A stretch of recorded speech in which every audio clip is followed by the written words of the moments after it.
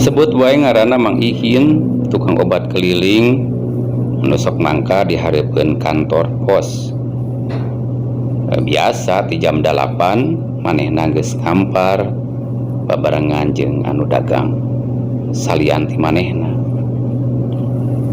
Manehna teh spesialis teh kana obat nyeri sirah tradisional, buatan manehna sorangan alias madein Mang Ihin.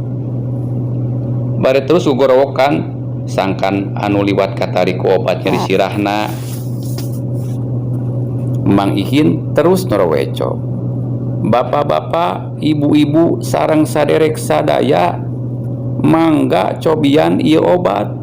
Dupi obat nu didagangkeun ku sim kuring taya lian ti obat nyeri sirah, obat nu cespleng. Gitu gogorowokan Mang Ihin. Upami bapak atawa ibu katara penyakit nyeri sirah, cobian nuang ieu obat. Muas menit-menit acan eta panyawat nyeri sirah teh bakal ical. Ieu memang terbukti obat nyeri sirah paling cespleng, ceuk Mang Ihin deui. Sirikna nepi ka gogorowokan, nepi ka urat-urat teh kalaluar. Ampir-ampiran beakeun sora. Tapi saurang ge teu aya nu mirosea ku gogorowokan Mang Ihin. Nu liwat ukur ngareret wungkul we, malah nu liwat kalah katariku atraksi tukang obat kulit nu mainkeun orai kobra jeung bayawak aya deui kulit buaya.